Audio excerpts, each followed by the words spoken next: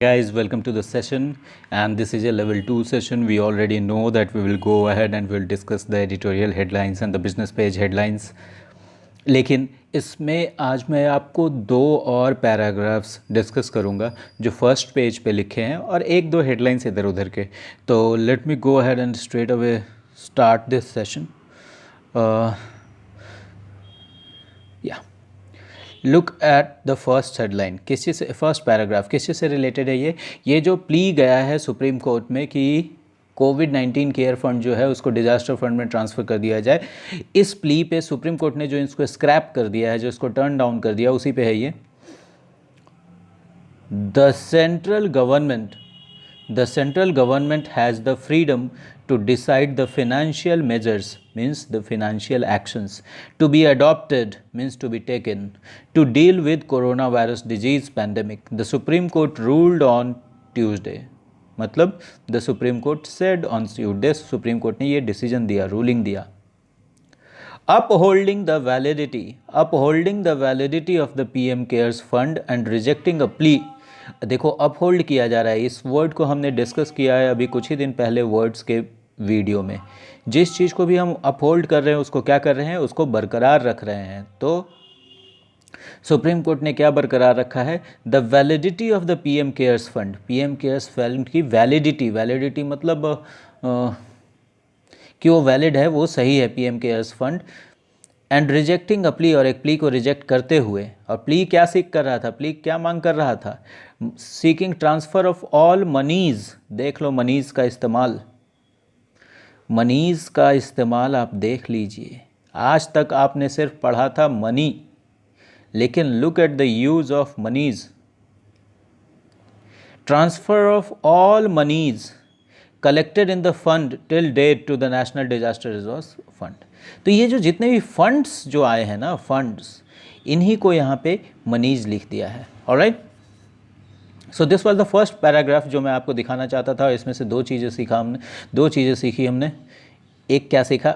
Uphold करना, और दूसरा मनीज. अभी ये देखो, जेपी नड्डा जो कह रहे हैं कि राहुल गांधी को रिसाउंडिंग ब्लो लगा है, इस झटका, ऐसा बहुत बड़ा झटका लगा है, रिसाउंडिंग ब्लो सुप्रीम कोर्ट से. अब देखते हैं कि इसमें आगे इन्होंने क्या कहा है. BJP president JP Nadda on Tuesday describe the Supreme Court decision on the PM Cares fund as a, किस रूप में डिस्क्राइब किया उन्होंने?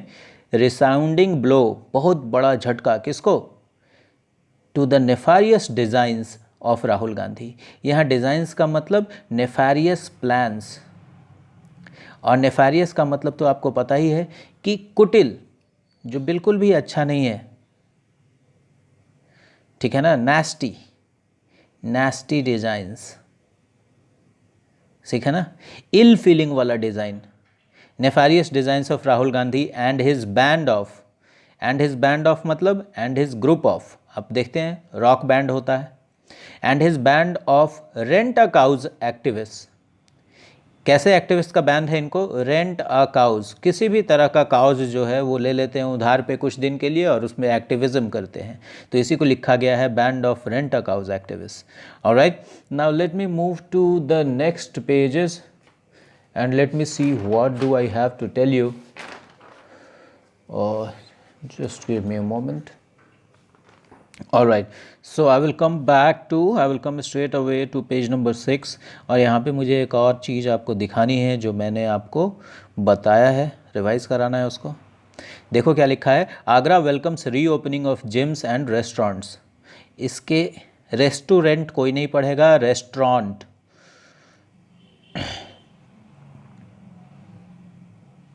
आप देखो यहाँ पे क्या लिखा है.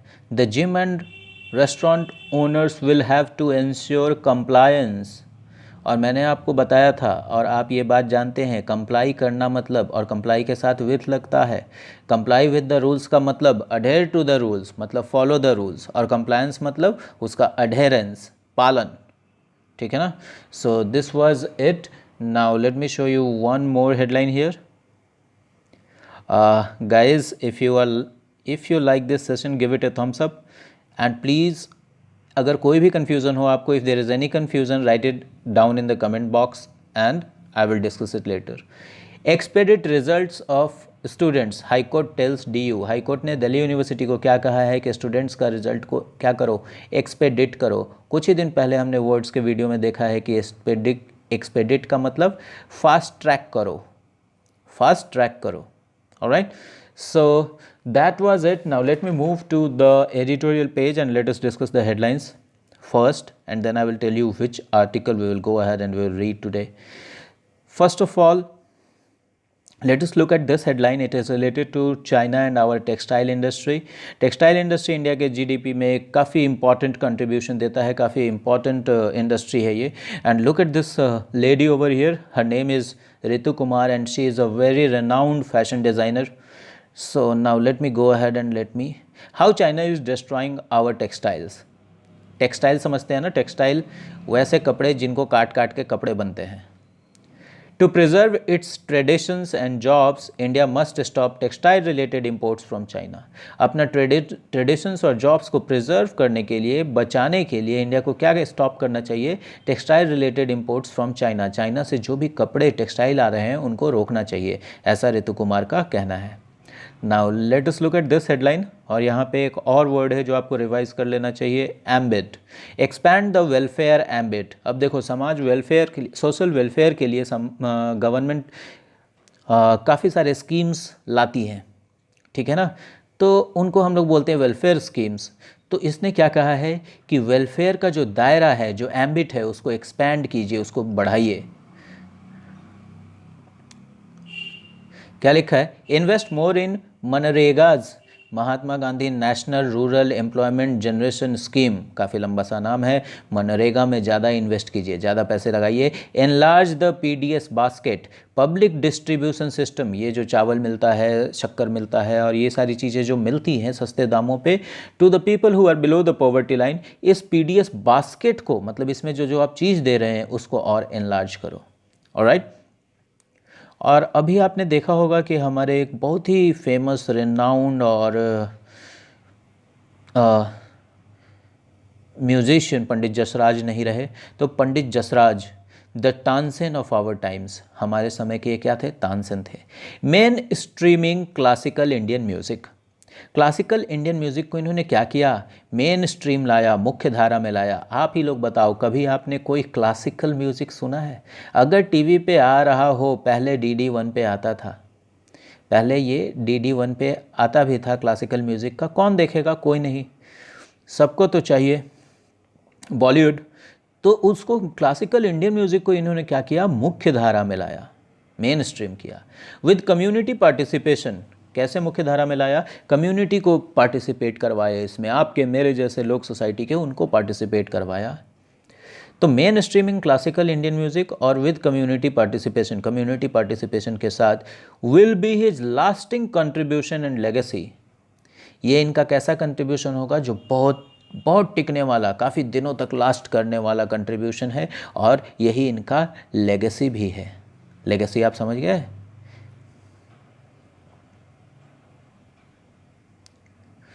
Moving urban India after the covid pandemic, covid pandemic के बाद अर्बन इंडिया को हम लोग कैसे मूव करवाएंगे, ट्रांसपोर्ट से रिलेटेड एक आर्टिकल है। और इंडिया 22nd सेंचुरी 2021 की तरफ हम लोग बढ़ रहे हैं, और इंडिया के अर्बन ट्रांसपोर्ट सिस्टम में अभी भी कई सारी खामियां हैं, उसको लेकर बहुत सारी बातें होती हैं, इनोवेटिव मेजर्स की बातें होती हैं। देखिए यहाँ पे क्या लिखा है, फोकस ऑन एक्सेसिबिलिटी, मतलब जो ट्रांसपोर्ट है वो सबके लिए एक्सेसिबल हो, सब कोई उसको पा सके, सब कोई उसका यूज़ कर सके, इस चीज़ पे फोकस कीजिए। Prioritise non motorised modes of transport, non motorised modes of transport, जिसमें मोटर नहीं लगा हुआ है, जिसमें इंजन नहीं लगा हुआ है, ऐसे मोड्स को प्रायोरिटाइज कीजिए। Integrate pricing and cross subsidise, pricing, किसी भी चीज़ का दाम, जैसे फ्यूल का दाम, जैसे ट्रांसपोर्ट का दाम, और फ्यूल के दाम में हम सब्सिडी भी देती है गवर्नमेंट, तो बोलता है प्राइसिंग को और क्रॉस सब्सिडीज़ को इंटीग्रेट कर दीजिए, जोड़ दीजिए, दोनों एक दूसरे पे निर्भर रहें, ऐसा है। एक इसके नीचे देख लो कि क्या कहता है, invest in infrastructure for more effective circulation of people and goods which will have an economic multiplier effect. Investment in infrastructure, किस चीज़ के लिए इंफ्रास्ट्रक्चर में investment? Effective circulation of people, मतलब effective transportation of people and goods. इसका कैसा effect होगा? Economy को ये मल्टीप्लाई करेगा, मतलब बढ़ा देगा। Alright, now let us go to this headline, a tribute to Pandit Jasraj. मेरे एक स्टूडेंट ने अभी एक क्वेश्चन पूछा है मुझसे ट्रिब्यूट से रिलेटेड, और उसमें क्या था कि मिथाली राज जो हमारी इंडियन वुमेंस टीम की कभी कैप्टन थी, उन्होंने ट्रिब्यूट पे किया था। क्या पे किया था? ट्रिब्यूट पे किया था। किसको? एमएसडी। ओके, तो यहाँ पे इन्होंने कैसे ट्रिब्यूट किया था?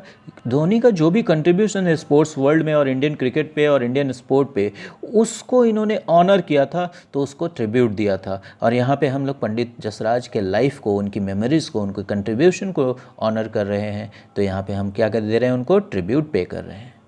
अब देखो उनके बारे में ख़ास बात क्या लिखा है कि डिफाइंग कैटेगरीज, म्यूजिक्स में भी बहुत सारी कैटेगरीज बनी हुई है ना, उन कैटेगरीज को वो नहीं माने थे। He was beyond the categories को क्या लिखा है? डिफाइंग कैटेगरीज, कैटेगरीज के बंधन को नहीं माना। Defying categories, he was among the finest cultural treasures of India. India के जो सांस्कृतिक संपत्तियों में से एक ट्रेजर थे वो, संपत्ति भी नहीं, ट्रेजर मतलब खजाना। तो आज हम लोग जाएंगे, ये आर्टिकल पढ़ेंगे, पंडित जसराज को ट्रिब्यूट देंगे, और उससे पहले let us go to the business page और देखते हैं कि यहाँ पे कैसे कैसे हेडलाइंस है, क्या क्या न्यूज़ है। सुप्रीम कोर्ट ने कहा है क्लैरिफाई स्टैंड, अपना स्टैंड क्लियर करो, मतलब अपना पक्ष क्लियर करो। किस चीज़ पर? जियोज लिएबिलिटीज़, मतलब जियो के क्या क्या कर्जे हैं, क्या क्या लिएबिलिटी है। और क्वेरी फॉर गवर्नमेंट है, देखो क्वेरी फॉर गवर्नमेंट, गवर्नमेंट के लिए क्वेरी है, क्वेश्चन है। टॉप कोर्ट्स आज सेंटर, टॉप कोर्ट ने सेंटर को पूछा है। अब इसमें ना कुछ एयर वेव्स की बात है और स्पेक्ट्रम की बात है, जो मैं अभी आपको नहीं समझाऊंगा, थोड़ा टेक्निकल हो जाएगा किसी दिन शायद। और ये देखिए, extra fee to be levied, look at this word levy. अभी मैंने आपको बताया था कि लेवी का मतलब एक तरह का टैक्स भी होता है, और जब कोई फ़ाइन किसी पे लगाया जाता है, कोई टैक्स किसी पे लगाया जाता है, तो उसको हम लोग, जो लगाया जाता है हिंदी में, उसको हम लोग कहते हैं लेवी। लेवी किया गया, टैक्स लेवी किया गया, फ़ाइन लेवी किया गया। यहाँ पे देखो आप, स्टरलाइट कॉपर है, वेदांता ग्रुप है, इंडिया की कंपनी है, एक इंडियन की ही कंपनी है वेदांता ग्रुप। स्टरलाइट कॉपर, ये तमिलनाडु के एक डिस्ट्रिक्ट में ये कॉपर प्लांट है, और वहाँ के लोगों ने इसके खिलाफ बहुत हंगामा किया है, क्योंकि ये उस पूरे लैंड को और वहाँ के वाटर को पोल्यूट कर रहे हैं। और इन्होंने कोर्ट में एक, ये तो आपने देखा था, ये देखो, high court junks Vedanta's plea to reopen plant, ये उस प्लांट को फिर से रीओपन कर रहे हैं, और हाईकोर्ट ने क्या कर दिया? उसको स्क्रैप कर दिया, जंक कर दिया, खारिज कर दिया, टर्न डाउन कर दिया। Now let us look at this headline, e-tailers scramble to add origin tag. Scrambled egg खाया है ना आपने? स्क्रैम्बल्ड एग, अंडा भुर्जी। क्या करते हैं आप? अंडे को फोड़ते हैं और उसको तितर बितर कर देते हैं, बिल्कुल वही चीज़ होता है स्क्रैम्बल, ठीक है ना। मान लो बहुत सारे कॉइन्स हैं, सिक्के हैं, या फिर बहुत सारे ब्लॉक्स हैं, और आपने इसको तितर बितर कर दिया। जैसे कैरम की गोटियां होती हैं, कैरम कॉइन्स को जब आप तितर बितर कर देते तो आप उसको स्क्रैम्बल कर देते हैं। अब यहाँ कहता है ई टेलर्स, मतलब वैसे रिटेलर्स, वैसे खुदरा व्यापारी जो इंटरनेट पे अपना सामान बेचते हैं, वो क्या कर रहे हैं? स्क्रैम्बल हो रहे हैं। किस चीज़ के लिए? ओरिजिन टैग को ऐड करने के लिए। अब ज़रा इस न्यूज़ को समझ लो। गवर्नमेंट का एक नया मैंडेट आया है, नया मैंडेट मतलब एक नया रूल आया है कि अगर आप कोई सामान बेच रहे हैं तो उस पर कंट्री का ओरिजिन टैग होना चाहिए, कहाँ से वो आया है, कहाँ पर बना है वो, ठीक है ना। अब अभी तक तो कोई भी टेलर ये काम करता नहीं था, और अब वो एकदम भागा भागी में लगे हुए हैं, दौड़ा भागी कर रहे हैं, इसीलिए स्क्रैम्बल लिख दिया। देख रहे हो आप स्क्रैम्बल का use. Now look at this, SoftBank bets. SoftBank आपको पता है ना, ये एक तरह का बैंक है। आप अगर सीईओ का नाम बता सकते हैं तो बता दीजिए आप इसके। उसमें SoftBank bets $3.9 billion on US technology giants, मतलब यूएस के जो टेक्नोलॉजी जाइंट्स हैं, जो टेक्नोलॉजी के बहुत बड़ी बड़ी कंपनीज़ हैं, उनमें $3.9 बिलियन का इसने इन्वेस्टमेंट किया होगा। Now let us look at this headline, bike के सेक्टर से है। बाइक मेकर्स आई देखो बाइक मेकर्स किस चीज़ पर नज़र कर आ रहे हैं, क्या चीज़ चाह रहे हैं, किस चीज़ में संभावना तलाश रहे हैं? Local sourcing by March, local source से सारा चीज़ लेने वाले हैं वो। अब बाइक का जो आदमी, जो बाइक बनाने वाला है, वो बाइक का सीट नहीं बनाता है, सीट कहीं और बनेगी, हॉर्न कहीं और बनेगा, चाबियाँ कहीं और बनेंगी। तो ये सोच रहे हैं लोकल सोर्सेज से लिया जाए इन सब चीज़ों को। Now one more important word जो मैंने आपको बताया है, एक बार फिर से रिवाइज कर लो आप। जैक माज एंट ग्रुप, जैक मा का कौन सा ग्रुप? Ant group. प्लान्स फोरे इनटू कंज्यूमर फिनांस, फोरे FORAY। एक बार मेरे एक स्टूडेंट ने फोटे वर्ड का इस्तेमाल किया है, फोटे वर्ड का इस्तेमाल किया है किसमें? कमेंट सेक्शन में। फोटे का मतलब जानते हैं आप, जिसमें आपकी दक्षता हो, जिसमें आप महारत हासिल किए हुए हो, दैट इज़ योर फोटे। और यहाँ पे क्या है? फोरे, और फोरे का मतलब एंट्री, ठीक है ना? एंट्री के लिए ही एक थोड़ा कॉम्प्लेक्स वर्ड नहीं, एंट्री के लिए ही दूसरा वर्ड जो सिंपल नहीं लगता है, बस फोरे। ऑलराइट, तो आप ये वर्ड देख लेंगे। अब now let us move back to that tribute section where we are going to pay tribute to Pandit Jasraj.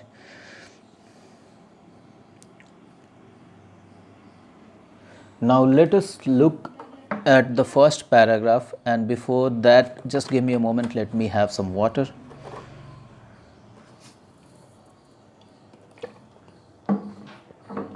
All right, so what does it say?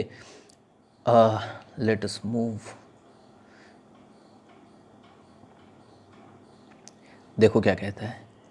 With his masterly virtuosity and incomparable voice, Pandit Jasraj, who passed away on August 17 at 90, was one of the greatest proponents of Hindustani classical music. सबसे पहले ये word देखो, वर्चुअसिटी। Virtue मैंने आपको बताया है, virtue मतलब आप वो बताया है कि किसी का मोरल स्टैंडर्ड, मोरल स्ट्रेंथ, कितनी नैतिकता है किसी चीज़ में, मन का विश्वास कैसा है, वो है वर्चू। अच्छा क्वालिटी है ये, आदमी का अच्छा क्वालिटी है वर्चू। वर्चुअसिटी का मतलब होता है कि आर्ट के फील्ड में, म्यूज़िक के फील्ड में बहुत ज़्यादा स्किल, उसको हम लोग क्या कहते हैं? वर्चुअसिटी। ग्रेट स्किल इन म्यूज़िक और इन आर्ट। तो उनका ये ग्रेट स्किल, मास्टरली स्किल और इनकम्पेरेबल वॉइस, ऐसा वॉइस जिसका कंपैरिजन नहीं किया जा सके। पंडित जसराज जो गुजर गए अगस्त 70 को 90 की उम्र में, वो हिंदुस्तानी क्लासिकल म्यूज़िक के ग्रेटेस्ट प्रोपोनेंट्स में से एक थे। अब आप देखो कि ये वर्ड आप कैसे इस्तेमाल हुआ है यहाँ। म्यूजिक के बहुत बड़े बड़े धुरंधर को क्या कहा गया? प्रोपोनेंट कहा गया। तो इस तरीके से आपको वर्ड्स को समझना है, इनका सेंस लेना है। अभी यहाँ पे आपने प्रोपोनेंट नहीं भी देखा तो आपको समझ में आ जाएगा कि अच्छा ये तो खुद ही इतने धुरंधर हैं, तो इस तरीके से कोई किसी फील्ड का बहुत ही एक्सपर्ट व्यक्ति, उसको हम लोग प्रोपोनेंट कह सकते हैं। But his reputation was built on a range of other equally important qualities। लेकिन जो उनका ये रेप्यूटेशन है, इतना बड़ा जो रेप्यूटेशन उनका बना हुआ है, वो बहुत सारे और अदर क्वालिटीज़ के रेंज पे बना हुआ है, सिर्फ एक क्वालिटीज़ पे नहीं। which will define his legacy। और यही क्वालिटीज़ जो हैं म्यूज़िक के अलावा इनकी लेगेसी को डिफ़ाइन करेगी, मतलब इनके हिस्ट्री को डिफ़ाइन करेगी। कैसा लेगेसी था अपने पीछे, कैसा इन्होंने क्या लेगेसी छोड़ो, लेगेसी का मैं हिंदी नहीं बताऊंगा। Pandit Jasraj was an innovator, ये इनोवेटर थे, नई नई चीज़ों को करने में विश्वास रखते थे, नई techniques. Pandit Jasraj was an innovator who believed in crossing boundaries, जो बाउंड्रीज को क्रॉस करने में बिलीव करते थे। देखा ऊपर लिखा हुआ था डिफाइंग ट्रेडिशंस या कुछ इस तरीके की चीज़। Pandit Jasraj was an innovator who believed in crossing boundaries that other gharanas of Hindustani classical musicians held dear। ऐसे बाउंड्रीज को, ऐसे ट्रेडिशंस को इन्होंने क्रॉस किया जो दूसरे घराने, हिंदुस्तानी म्यूजिकल के दूसरे घराने के लोग उसको कैसे होल्ड करते थे, बहुत जकड़े हुए थे, जो हटने नहीं देते थे, जो अपने बहुत करीब रखे हुए थे। ऐसे ट्रेडिशंस को इन्होंने डिफाई किया। He brought elements of thumri to khayal. Thumri एक तरह का गाने का शैली है, द वे ऑफ सिंगिंग। ख्याल भी एक तरह का वे ऑफ सिंगिंग है, म्यूज़िक का एक फॉर्म है। He brought elements of thumri to khayal. Thumri की कुछ चीज़ें ये किस चीज़ में ले आए? ख्याल में ले आए। Though both are types of musical compositions, हालांकि दोनों म्यूजिकल कंपोजिशंस के ही टाइप्स हैं, stalwarts considered the former soft and non serious and latter a sacrosanct form in tradition. हालांकि दोनों म्यूजिकल कंपोजिशंस के ही टाइप्स हैं, जो स्टालवर्ड्स हैं, जो इस फील्ड्स के धुरंधर हैं, जो इस फील्ड के बहुत बड़े बड़े जानकार लोग हैं, वो क्या कंसीडर करते हैं, फॉर्मर को सॉफ्ट और नॉन सीरियस कंसीडर करते हैं। तो इन दोनों में से फॉर्मर तो यही है ना, तो इसको सॉफ्ट और नॉन सीरियस कंसीडर करते हैं। और लेटर जो ये चीज़ है, जो बाद वाला चीज़ है लेटर, इसको कैसा कंसीडर करते हैं, a sacrosanct form in the tradition. इस परंपरा में इसको एक सैक्रोसैंक्ट चीज़ मानते हैं, मतलब ऐसी पवित्र चीज़ जिसके साथ कुछ भी छेड़छाड़ नहीं किया जाए। ये वर्ड तो मैंने कई बार बताया, और जब भी आपको बताता हूँ इसके साथ एक और वर्ड बताता हूँ, सैंक्टम सॉटम, कुछ इसी तरीके का, जिसका मतलब होता है मंदिर का गर्भगृह। अगर आप सबको याद है, जिसको भी याद है वो जाके यस बोले कमेंट बॉक्स में कि सैक्रोसैंक्ट याद था उनको। He also brought elements of other gharanas into music, दूसरे घराने के भी एलिमेंट्स को ये म्यूज़िक में ले आए। ही पायनियर्ड अ फॉर्म ऑफ जुगलबंदी, देखो एक जुगलबंदी का एक फॉर्म, एक प्रकार को इन्होंने क्या किया, पायनियर किया। पायनियर किया मतलब सबसे पहले लेकर आए। और जुगलबंदी जब दो लोग सुर ताल में मिलाकर गाते हैं एक दूसरे के साथ, तो jugalbandi between a male and a female singer called Jasrangi, इन्होंने एक जुगलबंदी लाया मेल और फीमेल सिंगर के बीच में, जिसको क्या बोला गया, जसरंगी बोला गया। और ये किस चीज़ पे बेस्ड था, based on a shifting of notes और swaras to allow for their pitches to match. देखो जो नोट बोलते हैं हम लोग, नोट्स ऑफ म्यूज़िक, किस चीज़ का नोट्स, म्यूज़िक का नोट्स, तो वो क्या होता है, हिंदी में उसको स्वर कहते हैं, ठीक है ना। तो ये किस चीज़ पे बेस्ड था कि जो नोट्स था, स्वर था, वो वैरी करते रहता था, किस चीज़ को अलाउ करने के लिए, जो मेल और फीमेल सिंगर्स के जो पिचेज हैं, मतलब जो तान है, उसको मैच करने के लिए। And for different melodic ragas to be sung together in harmonious tandem. और ये जो बेस्ड था, ये एक चीज़ तो शिफ्टिंग ऑफ नोट्स और स्वर पे बेस्ड था, और इसी की वजह से क्या होता था, डिफरेंट मेलोडिक जो रागाज हैं, मेलोडिक मतलब जो म्यूज़िक से रिलेटेड राग हैं, उनको साथ में गाया जा सकता था हारमोनियस टैंडम में। मतलब कोई भी चीज़ हारमोनियस है मतलब लयबद्ध है, लयबद्ध टैंडम में मतलब लयबद्ध कोऑर्डिनेशन में, लयबद्ध सिंक्रोनाइजेशन में। ही ब्रॉट भजन्स, टैंडम का मतलब आपको याद है ना, अगर याद है तो बोलो tandem yes. He brought bhajans devotional music to the stage defying genre based hierarchies. इन्होंने भजन्स और डिवोशनल म्यूजिक को स्टेज पे ले आया, किस चीज़ की अवहेलना करते हुए, किस चीज़ के ऊपर जाते हुए, किस चीज़ को डिफाई करते हुए, जॉनर बेस्ड हायरार्कीज। जॉनर, ये जो वर्ड है GENRE, जॉनर। अब देखो जॉनर क्या होता है, आप मूवी देखते हो, ठीक है ना, कैसी कैसी मूवीज़ होती हैं, रोमांटिक मूवी हो सकता है, ठीक है ना, डॉक्यूमेंट्री मूवी हो सकता है, एक्शन हो सकता है, ड्रामा हो सकता है। तो दीज आर ऑल जॉनर्स। इसी तरह जब किताबें पढ़ते हैं तो फिक्शन हो सकता है, नॉन फिक्शन हो सकता है, बहुत सारी चीज़ें, नॉवेल्स हो सकते हैं, तो ये सब जॉनर्स हैं। तो जितने भी म्यूजिक के जॉनर बेस्ड हायरार्कीज थे, मतलब भजन, जैसे भजन म्यूजिक का क्या हो गया, एक जॉनर हो गया, गज़ल म्यूजिक का क्या हो गया, एक जॉनर हो गया। तो ये जॉनर के बेस्ड हायरार्कीज भी थे। जैसे सबसे ऊपर जो प्लेस है वो किसका है, तो भजन का है, तो इसको हम लोग कभी स्टेज पे नहीं गाएंगे। कुछ इस तरीके की हायरार्कीज बनी हुई थी। And at a time when tensions between India and Pakistan were high, और एक समय जब इंडिया और पाकिस्तान के बीच में टेंशंस हाई थे, लेट 1960, इन द 1960s, उन्होंने क्या कंपोज किया, मेरो अल्लाह मेहरबान, माई अल्लाह इज़ काइंड, इन राग भैरव। और किस राग में इसको कंपोज किया, राग भैरव के राग में। और ये राग भैरव क्या है, एक मेलोडिक रागा है, म्यूज़िक राग है, जिसको प्रिज्यूम किया जाता है, जिसको माना जाता है कि ये किसके द्वारा क्रिएट किया गया है, हिंदू गॉड शिवा के द्वारा। तो भैरव राग किसका है, Lord Shiva. His music was for everyone. He gave classes on zoom till the very and. देखो 90 की उम्र में इनका डेथ हुआ है, और उस समय भी ये जूम पे क्लासेस दे रहे थे। These are great people. He often chaffed against the elitism that adhered to classical music. ये जो क्लासिकल म्यूजिक में जो ये एलिटिज्म का बोध था, मतलब कि समाज के उच्च वर्ग के लोग या जो बहुत पढ़े लिखे हैं, जो इनको बोला जाता है बहुत संस्कारी एलिटिस्ट, वही लोग सिर्फ क्लासिकल म्यूजिक सुन सकते हैं, उन्हीं को ये अडेयर किया जा रहा है। इस बात को, इसके खिलाफ उन्होंने बोला, उसके खिलाफ काम किया। And he did not stand for false distinctions. Did not stand, जब आप किसी भी चीज़ के लिए स्टैंड नहीं करते हैं मतलब आप उस बात को बिल्कुल भी नहीं मानते हैं। I do not stand coward people, मतलब मैं कमज़ोर लोगों को तो देखना ही पसंद नहीं करता हूँ, डरपोक लोगों को। तो वो क्या किए, वो कभी भी फॉल्स डिस्टिंक्शन को, अलग तरह की पहचान को कभी भी मान्यता नहीं देते थे। There are many apocryphal tales. Look at this word, क्या है एपोक्रिफल? APOCRIPHAL, एपोक्रिफल।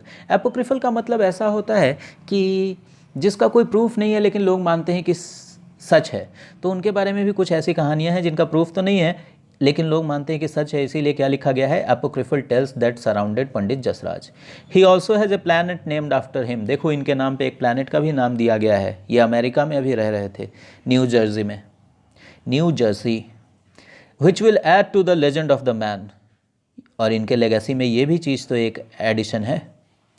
But one will stand out a few decades ago performing in a temple in Banaras. लेकिन एक जो ऐसा कहानी है, इनके तो बहुत सारा एपोक्रिफल टेल्स है जिसको, ऐसी कहानियां हैं जिसको लोग, प्रूफ तो नहीं है लेकिन लोग सच मानते हैं। एक प्लैनेट का भी नाम इनके ऊपर दिया गया है जो इनके लेगेसी को ऐड करेगा। लेकिन एक कहानी और है जो स्टैंड आउट करेगा, जो सबसे अलग है। A few decades ago performing in a temple in Banaras, जब वो बनारस में एक टेम्पल में परफॉर्म कर रहे थे, a deer came close to him and stood as though mesmerised. एक डियर, एक हिरन उनके क्लोज आ गया और ऐसे खड़ा हो गया जैसे कि, एज दो मतलब जैसे कि वो मेस्मेराइज्ड है, मंत्रमुग्ध है। While the musician सैंग with his eyes closed, और म्यूजिशियन क्या, अपनी आंखें बंद करके गा रहे थे। व्हेन ही ओपनड देम, जब उन्होंने अपनी आंखें खोली, and saw his unusual audience, और एक अद्भुत तरीके का, अजीब तरीके का ऑडियंस देखा, मतलब उस हिरन को देखा। Pandit Jasraj folded his hands, उन्होंने अपने हाथ जोड़ लिए, एंड रिपोर्टेडली मर्मर्ड, और ऐसा कहा जा रहा है कि उन्होंने फुसफुसाया या उन्होंने कहा, जय हो। Perhaps it is to this oneness, it is this oneness, शायद यही एक एकाकीकरण है, एक बनने की क्रिया, वननेस है, between humans and between humanity and nature itself, मानव में, मानवता में और प्रकृति में। That he embodied in his life, जिसको उन्होंने अपने लाइफ में आत्मसात कर लिया था, मतलब अपने लाइफ में एकदम फिट कर लिया था, पार्ट बना लिया था। एंड वर्क, और अपने वर्क में भी उसको पार्ट बना लिया था। Which will remain his true legacy, जो उनका ट्रू लेगेसी रहेगा। Alright, so that was it guys, another tribute to a great man. So thank you very much for watching the video. Keep enjoying your day and keep learning.